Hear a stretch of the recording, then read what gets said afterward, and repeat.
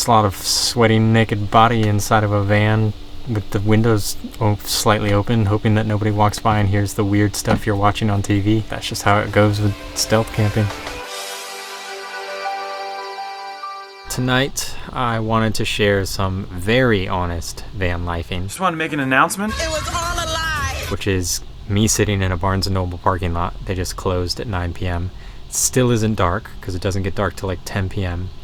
We're doing some city camping. I'm tired, I'm dirty, I'm hungry, I don't really have much food. I'm overwhelmed, I'm unsure, I'm very alone, and I'm feeling very lonely. I'm gonna die alone! You guys get to see me actually do what I've been doing for 8 months, which is city camping, city stealth camping type experience. So we're in just north of Seattle near Everett. It's about 9 p.m., which normally means I either go get groceries and finish up the day and then go find a place to sleep, or right now I just literally am gonna go find a place to sleep, and I bought a bottle of wine shamelessly that I'm gonna get semi-drunk on tonight because it's definitely one of those nights. TMI? No, just the right amount of information. Okay, so the way that I normally do this is I've been doing this for 8 months, so I've built up a little bit of an intuition. Maybe somebody does this differently and maybe you're doing it better. Share your secrets with me. But I am just north of Seattle. I am about right here actually. Yeah, here I am. So this is Barnes & Noble. I am right here. It closed at 9. It's now 9 p.m. And this is what I do. So I zoom out a little bit and I look for parks, or, you know, that's probably a nice park. That's probably a nice park. That's probably a golf course or something. It is a park. Okay, so I look for a park and then I zoom in and I check what the neighborhood looks like around it. So already I can tell this is going to be tough because there's no streets around the lake. It's just streets to the lake. So I don't even really need to look at it. We can look at it here, but yeah, you can see, sure, yeah, there's some cul-de-sacs, like this might work, but it's just, that's very obvious. If you go park right there, it's just very obvious what you're doing. You want to find a way to blend in so it looks like you're visiting somebody or you are somebody's extra car. That's how I think about it. So I already did this, so I'm gonna cheat, but I went and looked at all these parks and looked at different neighborhoods and everything, and eventually, so I'm right here, remember, eventually I came over here, I saw this park and I thought, okay, what's going on over here? Obviously big park, that looks very nice. And then I check this area right here looks, it's not what we were talking about with street parking next to the park, but it is a neighborhood that has very meandering streets, which can be very good because then oftentimes there's sections of street with no housing. So then I switched over to Earth View like this, and I like having a park nearby because I can go running in the morning, and also it's just, I like parks nearby for walks, etc. So I came over to this neighborhood and I look at it and I go, okay, good. So far so good, because I see cars parked on the street. Also because there's a lot of already just these empty spaces right here. So I'm looking, and then I see this right here and I go, oh boy, oh boy, and I drop my little yellow dude here and I see this. So this to me is gold. This is between house and then there's more houses over here. It's not a school, it's not a business, it's not a weird, there's nothing going on here. It's literally just empty land, and then there's cars parked here and there's no street signs other than beware of children playing. So I'm not parked directly next to a house, which is great. I'm not parked directly next to a school or park, which is great because sometimes people get weirded out when they see a van near their park where they're taking their children.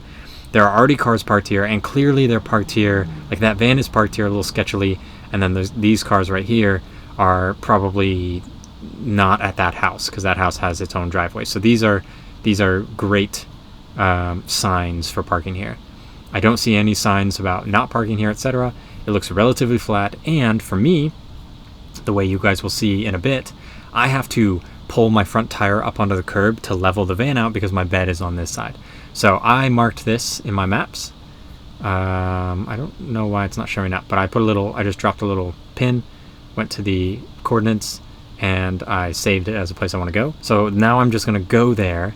Later in the evening is better, around sunset when it's darker, and I'm going to park there for the night. We're going to go open a bottle of wine in a neighborhood on a very nice little side street and maybe go for a run tomorrow morning. It's just going to be very nice. And you're coming along with me.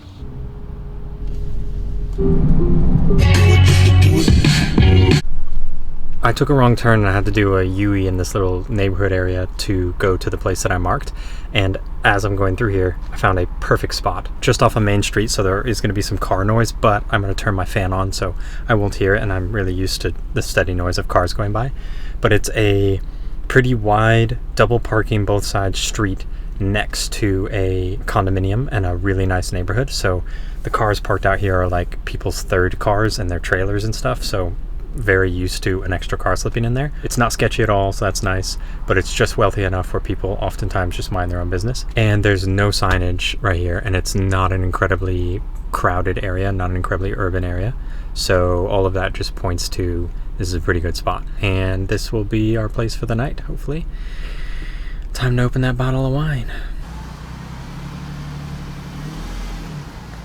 So pulling up on the curb like that 100% makes it more obvious that there's someone in here. But in my opinion, you're not fooling anyone. It's more about drawing the least amount of attention possible in order to reduce the likelihood that somebody will care enough to be perturbed. So another added benefit of where we are right now, we're under a street lamp, which means the light inside my van that occasionally seeps out through little cracks, etc., is not as obvious as it would be if we were in a totally dark area, where then it would be very obvious that there's a light on in here. So we're in blackout mode. All of the window coverings are up except for small holes for ventilation. If somebody walked by, they could probably hear what's going on in here, but I don't really care. One of the things you got to watch out for in more wealthy neighborhoods, this is when everyone's getting home from their job, and therefore they're walking their dogs or they're walking with each other at this time of night. So getting in and out of the van is kind of risky. But we're here now, so I'm gonna make some ramen and drink wine and watch some not so great Netflix show, because it's that type of night.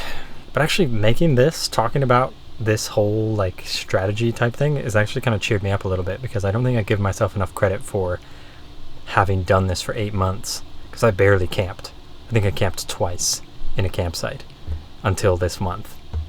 The last 8 months though have been a lot of stealth city camping. I'm curious what you guys think. For those of you who live in vans, what do you do in cities? And for those of you who don't live in vans, what's your opinion of a dude doing this in a neighborhood knowing that someone could be doing it in your neighborhood too? Hey kid, get in my van and I'll give you some candy. So long until tomorrow. I'm kind of sad. I don't want to turn the camera off because then I'll be all alone. I don't want to be alone. Well, that was quite a night. I needed to just sleep. I needed to stay up late, watch some bad TV, have a tiny bit of wine, and relax. Feel much better. We got no knock on the door, no suspicious activity at all. This was a good spot. Pretty proud of it.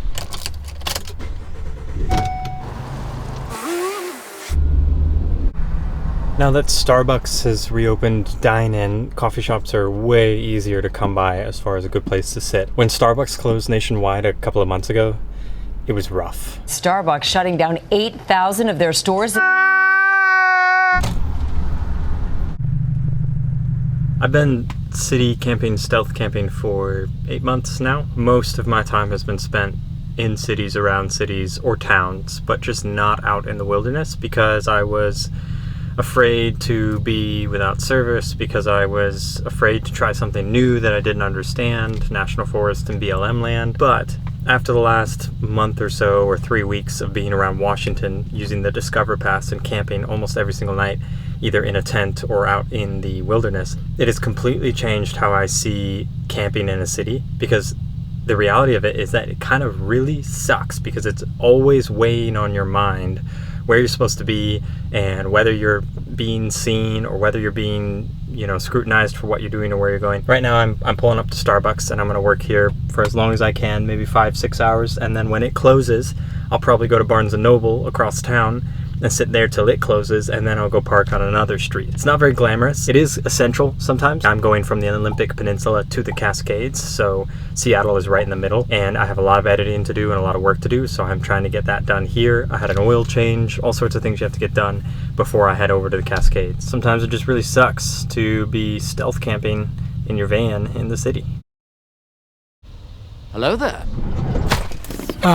Is it too early to start? Stop it. Get some help. No, it's okay. We're doing well. Welcome to the segment called Indecisive Hungry Jeremiah in mid-afternoon.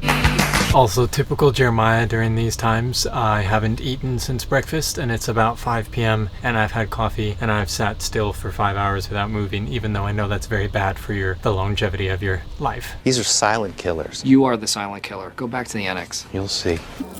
I 100% bought Twizzlers yesterday in my state of rapidly deteriorating emotional and mental stability. I'm so lonely. That's the name of my first album. I was gonna say sex tape, but I'm trying to make things a little cleaner. Watch your profanity. Does it count if I mention the joke, even without telling it though? You know why I love America?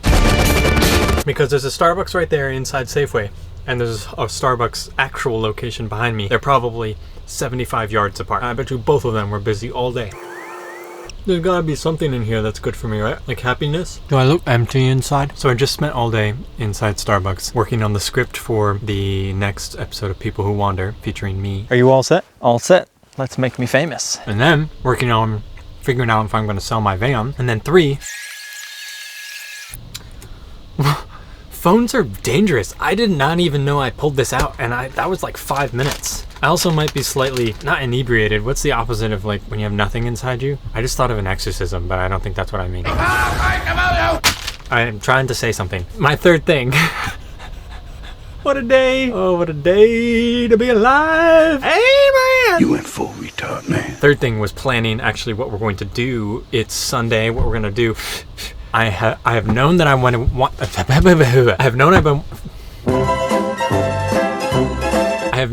to head towards the Cascades because I'm in Seattle, and so I was in Olympic Peninsula. All right, let me try to think. You're facing here. So if this is Seattle, my face is the Bay of Water, and then this is the Olympic Peninsula. I just did about 3 weeks over here. I went down to Olympia, and then I went up into Seattle, and then I am just about north of Seattle here. Then you got the Cascades here, and then like Rainier and St. Helens and all that. I am going to do some overnight trip here tomorrow. So I made a plan. My plan was to go do the Snow Lakes, I think they're called. They're in Snoqualmie Pass, but every single review that I read is like, it's crowded, it's crowded, it's crowded, it's crowded. And I'm okay with crowded, but not to this level. This is like, every single comment says this is more crowded than I ever have seen a trail. I'm really not about the tourists on the trail. I'm okay with other hikers, but when it's the tourists in like flip-flops and playing music, I really just am not about that. The air is too fresh, it's disgusting.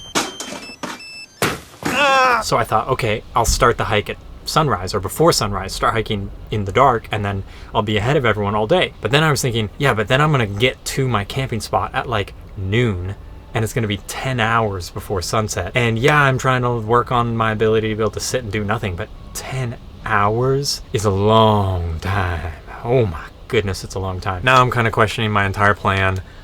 Even though I just spent so long setting that plan up, now I'm questioning my entire plan because I don't want to hike when it's crowded. So I'm thinking I can't do Snow Lakes. I need to find a different hike, but we're running out of daylight. I also need to go to REI before they close because I need more electrolyte rehydration things. And also I need to get some actual meals because I should probably stop eating ramen out there since that is like nothing other than just substance to process and poop out. Some people would describe my videos that way. Do you ever just see the reflection of your van and think, yeah, I can totally understand why a T-Rex eats people if a T-Rex eating people is anything like me eating these Twizzlers. That was a long explanation, but I think the point is I'm tempted to get out of the city tonight. I'm gonna eat another one, I'm sorry. I can't help it. They make these to be addictive, right? One thing I learned from my time working at Facebook is you need to be aware people's entire existence on this earth, they're spending it to make you feel like you have to have more of these. That's just the truth of it. I say that as I'm eating an entire bag of Twizzlers. Let's check stuff here. Felt like ascending into heaven and I'm an atheist. That's one of the best reviews for a trail I've ever seen. Wow. A few moments later. I can't decide. This time of my life is the ultimate test of my indecision.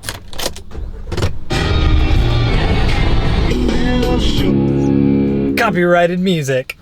Let's get into REI and get our goodies, everybody! Don't ever do that again.